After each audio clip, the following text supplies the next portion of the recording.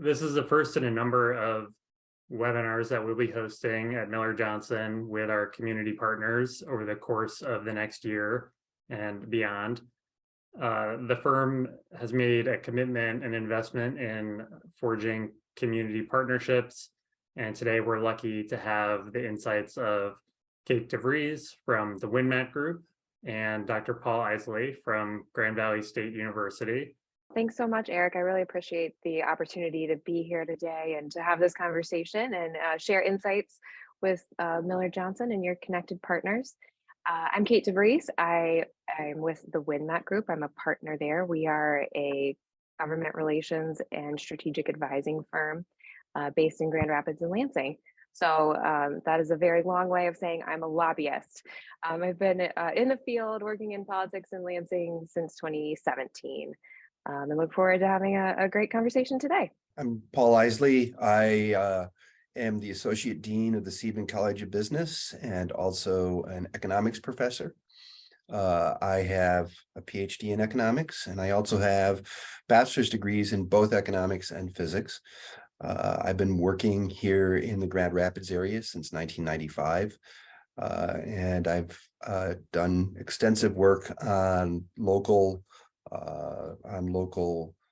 forecasting, on the effects of economic changes, on green infrastructure builds, things like that. We're post midterm election here, and the economy, among other things, was a big issue going into the midterm election. Lots of talk about inflation, interest rates increasing, some headwinds for the economy, supply chains, a whole slew of things that we could talk about. But taking a step back maybe a little bit and focusing on Michigan in particular, Paul, I'm wondering, what's your kind of high level outlook in the near and then somewhat longer term for Michigan, and what should people be thinking about or planning for? Sure, there's a lot of different things that are moving. And so those two big levers that everybody's worried about, prices and interest rates, we really see the increases that people are seeing in interest rates starting to slow down as we enter into next year. So it's not that they're going to go back to the old prices, they're just not going to be going up as fast. Okay, so we've been running at about 8%. We expect to dial back to 6 to 7% by the end of this year, and then 5% by the end of next year. But what that means is that we expect several more jumps in interest rate hikes over the course of the next 6 months. So we're already above 7% on the mortgage rates, and we would expect that they'll be between 8 and 9% as we get into the second half of next year. What that all means here in West Michigan is that it's changing the calculus on housing, and it's changing the calculus on housing here differently than the rest of the United States. So the reason here is in West Michigan, we have lots of young people, and lots of young people need to move into houses.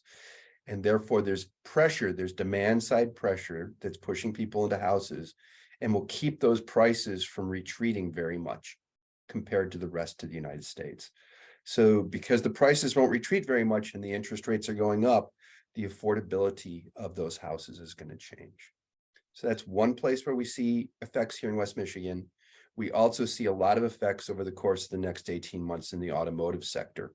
So we see a lot of firms have had margins eroded over the course of the last year and a half because of increasing costs and the inability to pass those increasing costs on to the final producers. So we expect that we'll see mergers and acquisitions increase across West Michigan as those firms try and sort out and find out who will be left as the EV future goes on. So I think those are two really big effects here in West Michigan: housing and automotive. Okay, that's very helpful. And do you see, just as a quick follow-up on that question, if you look at comparing West Michigan with Southeast Michigan, for example, do you see it differently in any meaningful way that people should be thinking about? But what we do see is, generally speaking, there's less support for housing prices in the east side of the state than there is in the west side of the state. A lot of that has to do with demographics. And as a result, they will be hit harder by these increases in interest rates than what we're seeing here. On the flip side, their automotive suppliers on the other side of the state are further up the food chain than what we have on the west side of the state. And so they're not going to be seeing the same types of problems that we're seeing on this side of the state as for automotive suppliers. It sort of ties in, pivoting to sort of the political side with you, Kate. I was looking at Governor Whitmer's comments in her, I guess, celebratory remarks after being the projected winner, and saying that a priority for her administration over the next 4 years would be continuing to grow the economy by competing for projects to make more cars, semiconductors, and clean energy in Michigan. Before tackling that specifically, maybe it helps to just think about the big picture of what changed here in Michigan on election day, which I don't know that a lot of people would have predicted. And that's the change in the majority party in both the Senate and the House here in Michigan. Do you, I guess, what are your thoughts about that change, how seismic that is in general, and then sort of specifically with respect to maybe the auto industry or other industries that might be impacted by, you know, tax credits or different schemes that could come up in the next 2 years? So I think we really did have a seismic shift that surprised people last night. I have to, take a minute here. I was up till about 4 a.m., slept till about 6:30, chugged a cup of coffee before coming on here, and may or may not still be having on my pajama pants with my nice top. So it's a lot to digest in a short period of time. But all that said, we definitely saw a big shift and bigger than predicted.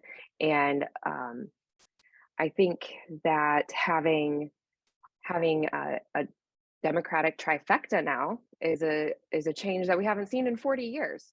So how that's going to affect industry going forward, I think that the Democrats, you might see them take a little bit of a cautious approach as things go forward.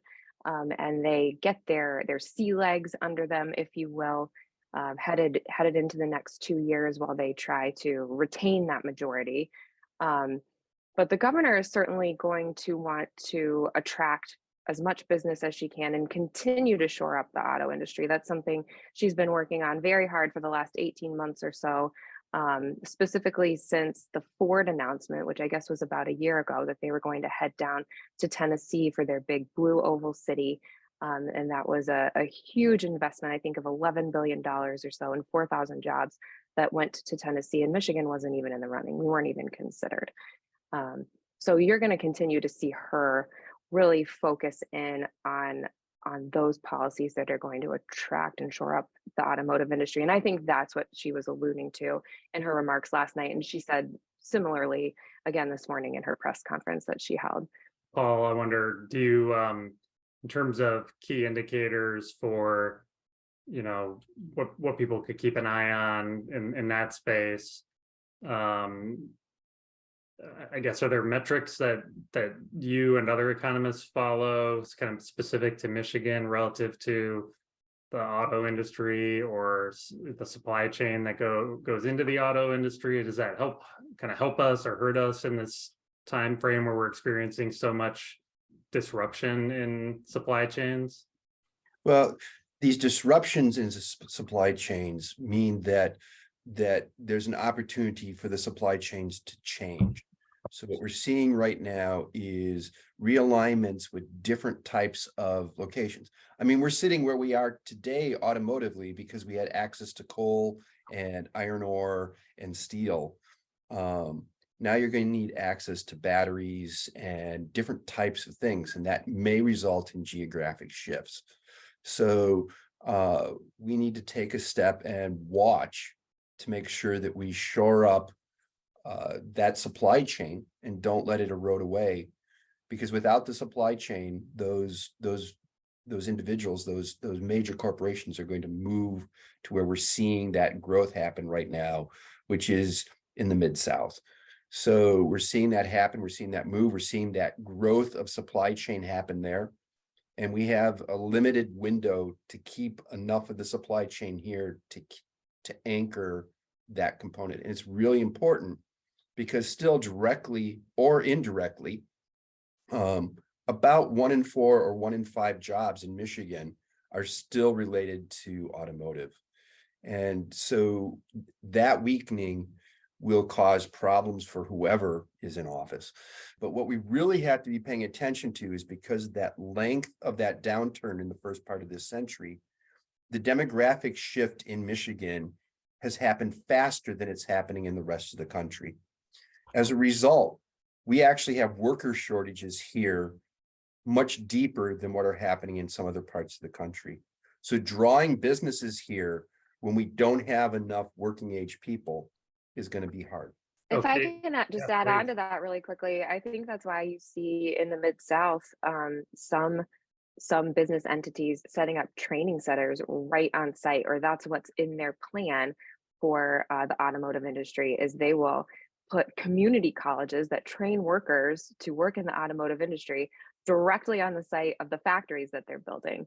And that's how they envision building up their workforce. Now, Michigan does have a first-class automotive workforce, but as Paul said, there's not enough of them. So we need to start to figure out how we're going to train up enough people who live in Michigan and are willing to stay, and attract people to Michigan who want to work in the automotive industry. Is there an opportunity for Michigan to use the job training as sort of one of the tools in the kit to attract more employers and more auto industry supply chain companies? Yeah, I think so. I think in other states, you see they have a much more centralized community college system. And so they tend to be more aligned in their business interests and their state interests, and they work together in order to achieve the goals that they set for themselves in whatever industry it is. But yes, right now specifically, we're seeing that in the automotive industry. In Michigan, since we have a more decentralized system with the community college districts, versus the state running those from the top down, it just looks a lot different, and it's harder to align in that way. The state has made some progress, and it was a bipartisan effort over the last several years to begin to run state-funded community college efforts that aren't necessarily geared toward the automotive industry, but just towards getting people degreed in credentials no matter what. And that is in the Futures for Frontliners and the Michigan Reconnect program. Both of those provide free community college to folks who either served on the front lines during COVID or are age 25 plus and stopped out from college for whatever reason and want to come back and finish a degree or credential. What I hear from folks who are pushing policies like that is that what we need in Michigan right now is just to do everything we can to get as many people degreed as possible, get them into post-secondary degrees, and that conversation is going to begin to shift, I think, as we head into the next several years to what do we do if we're making all of this taxpayer investment on the front end to get people educated? What are we going to do to then also retain them? Some of that might end up looking like aligning really closely with what business and industry are doing and ensuring that people can seamlessly transition from their degree program and into a job. That's something that's happening at the University of Michigan right now, and through Ann Arbor Spark. It's an economic development organization over on that side of the state. They place college students in internships in the STEM fields around the state, and they have a 75% retention rate for those college graduates being offered a job and staying in Michigan, which is something we need to do. Keep people here. I wasn't aware of that statistic. That's very interesting that it's worked It out is that way. a small but mighty program over Yeah. there that I think we might see some expansion to, hopefully, as we head into the next 4 years. You see a Yeah. lot of that across higher ed in Michigan. So every single engineering student at Grand Valley has a co-op with a firm in Michigan, and the vast majority stay in Michigan.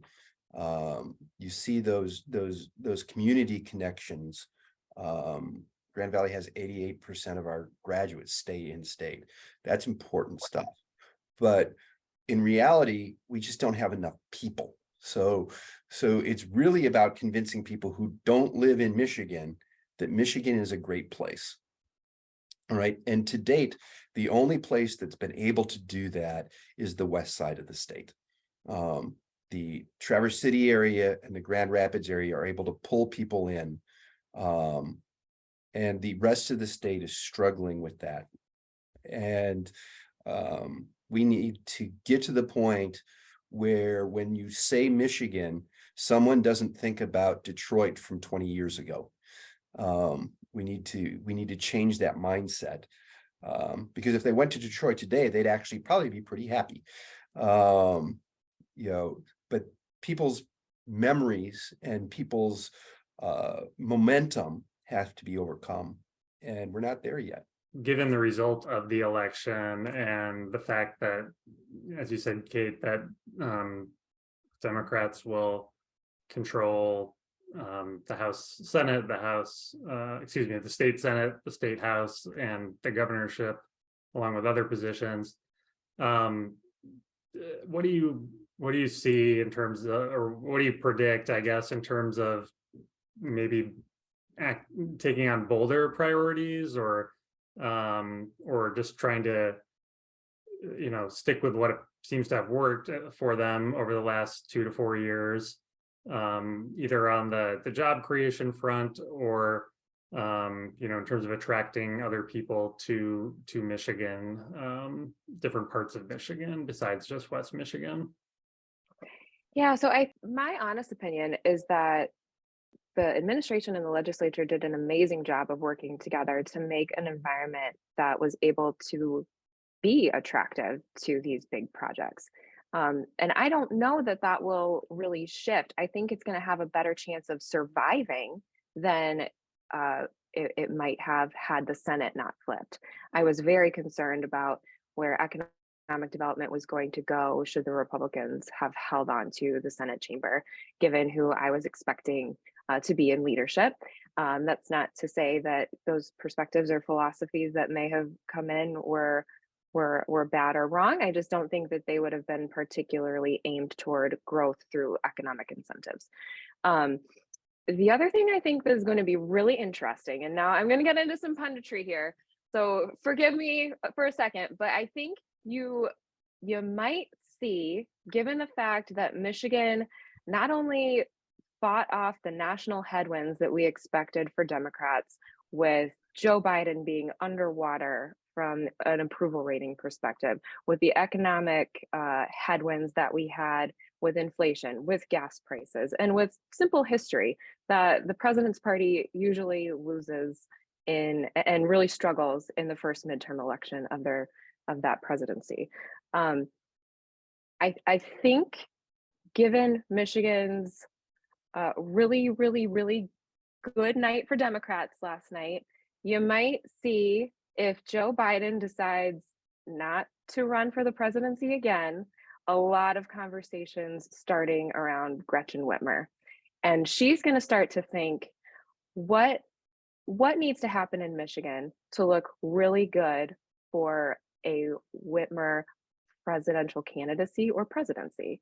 So I think that those thoughts are going to start to temper where we're headed, and she's going to have a legislature that can support her. Paul, if you found yourself in the position of being able to invest, whether through state support or as a private investor, particular industry besides some of the automotive supply chain areas in Michigan, are there other industries in Michigan that people should be keeping an eye on? Yeah, I don't know how much needs to support a specific industry. It's really creating a set of skills that industries can go for. And we have a nice manufacturing mix here. But some interesting places that sort of fly under the radar are things like aerospace, where across West Michigan, it's been growing as a major force, actually. You have to be thinking about, there's going to be a lot of transition happening in automotive. We have transmission plants. We have plants that make components that aren't going to be part of cars in the next 20 years. These are people with skill sets that need to start transitioning to other types of industries. So we have to think about, where does that work well? I know 15 years ago, we were looking at maybe medical stuff. But what we found is these people didn't have the skill sets and the regulatory background to start doing medical manufacturing in great amounts. And that's why they sort of headed in the aerospace direction. So we got to be thinking that way. What sort of industries can take advantage of the fact that we're going to have skills that are going to be moving from particular industry, out of the current automotive industry, into a future place? I think that's a smart way to go, because we have a lot of manufacturing knowledge here that doesn't exist elsewhere. And we have reshoring happening right now as a result of COVID. And so we have people looking to take advantage of those skill sets. The trick is, right now, they're still building those cars that are using the older technologies. So there's going to be about a 5-year window here where that gets a little interesting. I'd be curious, both you, Paul, and Kate, about sort of the healthcare, without any specific healthcare provider necessarily, but jobs in that space, again, given the aging workforce, and also innovation in the healthcare, the provision of healthcare. Is that an area where the state might look to take stake out more of a leadership position, or at least join the leadership pack? That takes a longer period of time. And the reason it takes a longer period of time is healthcare jobs, by and large, just push money around inside the state. So you have to get to a point where you're either convincing people to come here for care, or you have to get to a point where we're doing the innovations and getting the patents and the proprietary technologies that we can then sell if we want to bring money into the state. So that's a longer period thing. And we've seen some of that with some of the biotech stuff happening around Ann Arbor and around the Van Andel Institute on this side of the state. But that takes a while, because you have other areas that have large powers in that, like Boston, that you're competing against. So I think it's important. I think it's important to have high enough healthcare that I'm not driving to Ohio for my healthcare, for my heart healthcare. But in general, it's not going to draw a lot of money here. And so it plays a different role in economic development. It's one of the things that can attract employers or employees to a particular region. People who are skilled healthcare providers probably have a lot of options to be in different locations, so they can work in California and be paid probably a lot more than here, and maybe even take part of the year off.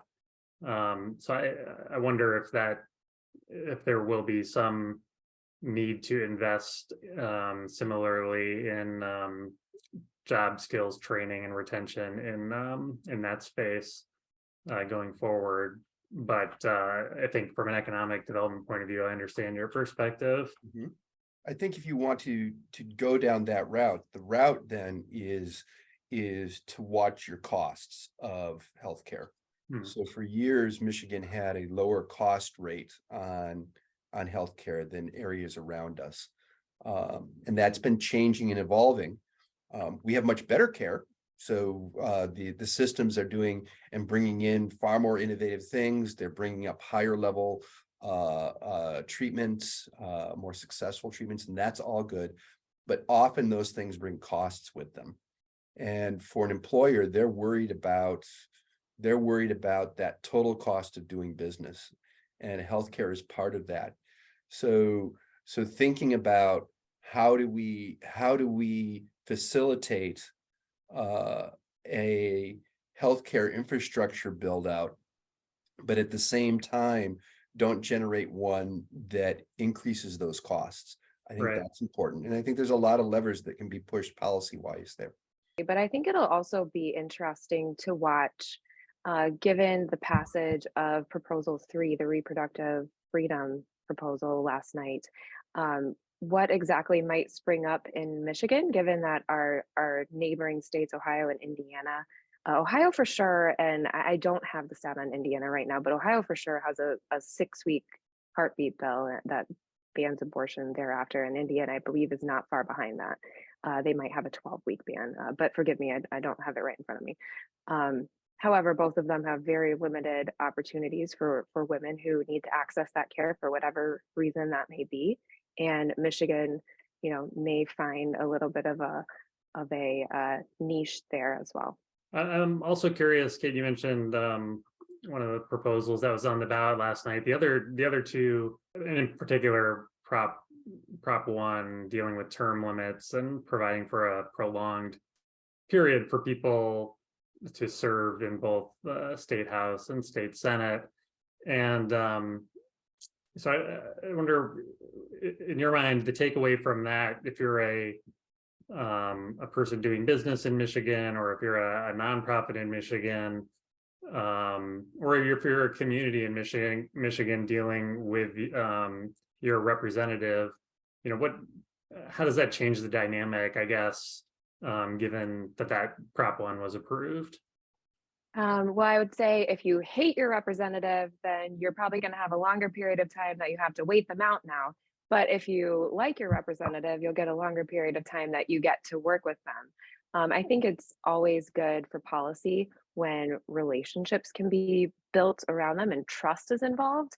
And I think having that longer period of time that representatives or senators can serve in one chamber allows them to develop an expertise and develop their relationships. And I think the bottom line is that's going to be good for politics in Michigan and good for policy in Michigan. It's important to mention too, part of that proposal was requiring a conflict of interest screening for legislators and state executives in Michigan. And we had not had that. It was us in Idaho that did not have a financial disclosure conflict of interest requirement. And now we're going to have that as well.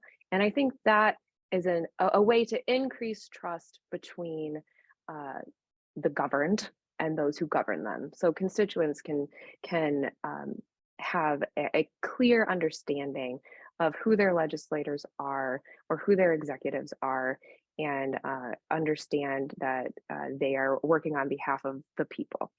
Changing gears a little bit, moving back, Paul, to some of the trends in different industries, automation, and looking ahead to the future of manufacturing, or manufacturing 5.0, whatever we want to call it, kind of the idea of coboting, or humans interacting with AI, machine learning, and automation. I mean, what kind of time frame do you see, if at all, that having a major impact on Michigan's manufacturing sector, or any other sector for that matter? I guess in that you could see some element of that in healthcare as well. What is interesting is that entry-level wage has now gotten high enough that the ROI is starting to make sense on automation that didn't make sense before. An example would be the robot that's a bus boy on the coast. So they bought a robot to bus tables. Okay, if you look at the bus server wages from 2019, that was a 5 or 6 year ROI. You look at the wages that bus person's earning now, it's less than a 2-year ROI. All of a sudden, it became worthwhile to look at automation solutions that were not feasible economically before. So that very fast run up that we've seen in entry-level wages is really going to help accelerate the types of automation that we're going to be looking at. And we're seeing that bleed into the services, not just into manufacturing. So we're going to see that speed up. We're going to see the speed up in AI. And we can tell you that the amount of investment that we've seen in both of those types of technologies across Michigan would suggest that it's being slowed down only because of the capacity to put it in, not because of not because people don't want it, but because they have a 24 or 48 month lead time to get the teams into their plants to put it in. So it's happening fast, it's accelerating, and those changes in entry-level wages is accelerating it even faster. There's under the Biden administration a lot of pro-union support. Kate or Paul, do either of you have a sense for, are the unions along for that ride, I guess, in the manufacturing sector? If we want to onshore manufacturing, there are not enough workers to do it. So if unions are really excited about bringing more manufacturing back to the United States, then at some level they're going to have to embrace automation to help make that happen. And that will create good paying manufacturing jobs. They're just going to be doing different things than they were doing before. So I think there's a lot of opportunities here, but I think that it's going to require lots of discussions because those jobs are going to be different than the jobs held today. And so it's going to take a little bit of time for everyone to get comfortable with that. Kate, are there areas where we can look to for some kind of bipartisan approach in Michigan, although maybe it won't be necessary in the next couple of years, but in the long run, are there things like, the upskilling of labor or other items like that where there's consensus support? So I think you're going to have some bipartisanship in Lansing, period. There's no way around it. We have very slim Democratic majorities starting January 1st. It's 56 to 54 in the House. We have one Democrat who has been very squirrely in the past and very willing to, move over to the Republican side of the aisle if this person perceives they can get some benefit from that. Now, with the Democrats having gavels in hand, maybe that doesn't happen so much. But even so, think of it a different way. Think about comparing it to what's going on in Congress federally. You have the squad, right? And those few members of the House of Representatives can say no to an issue that the Democrats wanted to move in the last cycle. And if they weren't on board, things didn't move forward. And we might have several Democrats in that same space as well, who are just lean a little more leftward and can make enough noise that, they can stop things from moving unless there's bipartisan interaction, collaboration, and support. So I don't see the environment for bipartisanship going away simply because we have a trifecta. And as far as the areas, I think you're going to see a continued effort on workforce, on education. And I think we're going to start to move into some policy areas that affect electric vehicle adoption. We want to build them here. So it's important to make space for people to drive them here and to drive them seamlessly here, and show the manufacturers who we want to attract that we really care about their product and people being able to use it. So I think there's all kinds of room to work together going forward. Are there any specific policies or kind of sandbox type activities that the state could facilitate or local governments could facilitate to continue, try to make Michigan a leader in this space? I think you'll continue to see the state take a leadership role in charging infrastructure. And, there's federal dollars that have come into Michigan to ensure that charging is available along our main corridors. And that's something that the state has been working on establishing and will continue to do so. They haven't been as aggressive as some other states. Tennessee, for example, the TVA, the Tennessee Valley Authority, just spent $250 million and put a fast charger every 50 miles on all of their highway. I don't see Michigan doing that, but we are making a lot of progress toward ensuring that people don't have range anxiety. Overcoming range anxiety is one of the issues that just has to be overcome for there to be widespread electric vehicle adoption. Something else is that the state can do is ensure that fleets are incentivized to become electrified. So city governments, county governments, they have a lot of vehicles that they drive around, and the quicker those fleets turn over, the quicker we turn over to electric vehicles as a whole. There's lots of drivers there too. If you drive an electric vehicle at work or experience an electric vehicle at work, you're more likely to be interested in buying one at home. So we see we have the potential to see a lot of movement there too. The trick from a manufacturing world is, are electric vehicles the end, or are they a bridge technology? And it's starting to feel more like it might be an end, but it's still, we know that there are going to be difficulties replacing the entire fleet given the types of technology we have today for electric vehicles. So how do you get the skill sets that you need that can handle what we need to do now with electric batteries, which we might do with something different 10 years from now? Yeah. And so we need to not be looking 1 or 2 years down the road. We need to be looking 10 years down the road, because that's how long it takes. And that's something that government has been particularly bad at doing over the last, well, at least as long as I've been alive. So because the incentive structure isn't there, and there's always this thought process that if I put this in place and there's a change in party, it might not keep going. So there's a lot of focus on that more short run effect.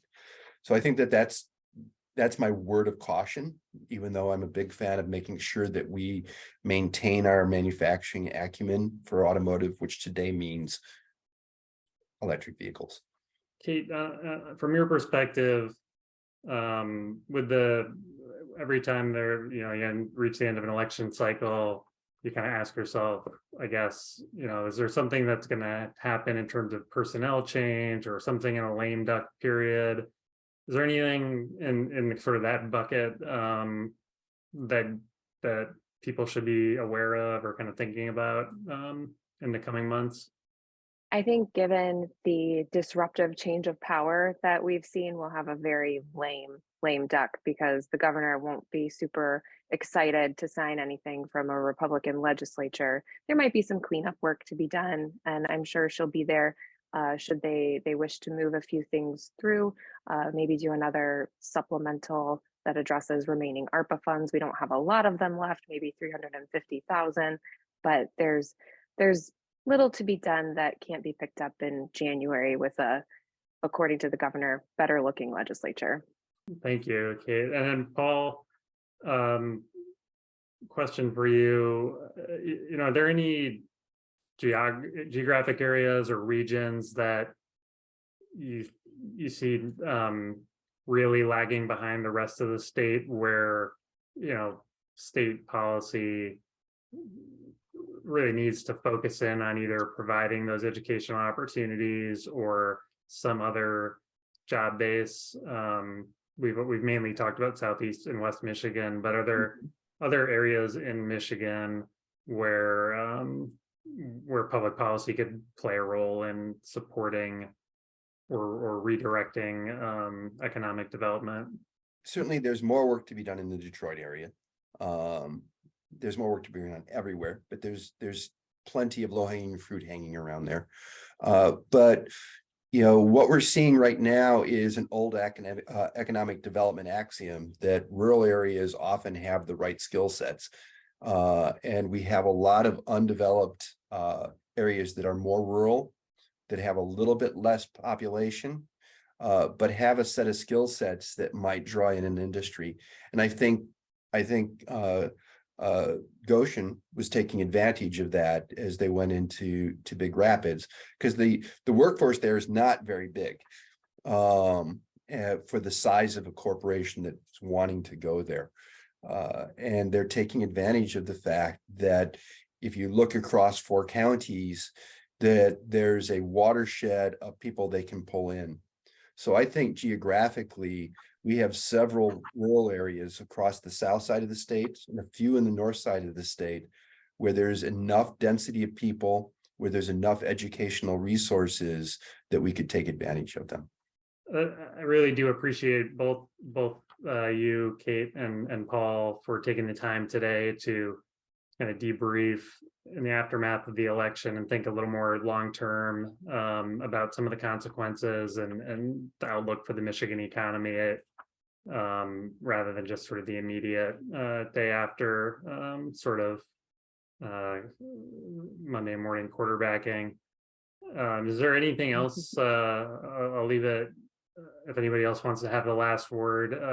Anything else that you'd want to share with the audience about kind of developments in your world or things that you're watching? I will just say I work a lot in the field of economic development in my day-to-day role in Lansing. And I was very interested by the governor's speech last night and this morning, coming out and immediately addressing the fact that we want to continue to attract and grow our economy here in Michigan and welcome people into it. I think that she and the lieutenant governor had struck the same chord in his speech. They are making a play right now nationally to say, look at Michigan, young people, look what happened here. We are here with open arms for you. We want you to come here, and you're going to continue to see them working toward that goal of attracting people and business in the immediate term when they get to work on January 1. One thing that may be interesting from an economist's point of view is we'll have all of this change also occurring at the time where there is an extremely high probability that we'll be entering a recession. And that recession it can be traced back to several policies that have been done over the last decade. Okay, so I think that could create some challenges for a new legislature to deal with. And it's going to be very interesting to see how that plays out here in Michigan, given that it's interest rate driven and interest rates are needed to buy cars. That's a great point, Paul. And just one follow-up question actually on that topic. Broadly, do you see, or when you think about the impact of a likely recession, do you see it being one that disproportionately impacts certain segment of the population? Yeah, I mean, the most likely outcome right now is still something akin to 2001 or 1991, 92, where it was more sectoral. There were some industries that were affected very deeply. And in this particular case, it's going to be industries that are susceptible to interest rate changes and susceptible to entry-level wages growing at a much faster rate than everything else. So those are going to be the two sectors that tend to have a problem. Where we're at right now, from a policy perspective, however, is we have the federal government trying to move this way by spending more money and doing things that generate more economic output. And we have the Federal Reserve trying to slow it down in order to get prices under control.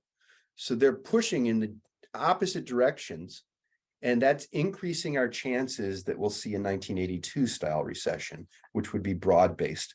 Probability for that is still low, but the probability has been increasing over the last 6 months. Well, I appreciate the perspective again, and can't thank both of you enough for sharing your time. We'll continue to have additional webinars in the months and quarters ahead talking about different subjects. So please be on the lookout for a second installment in this series. But this first edition was a great discussion from my point of view. So thank you again, and we'll leave it there.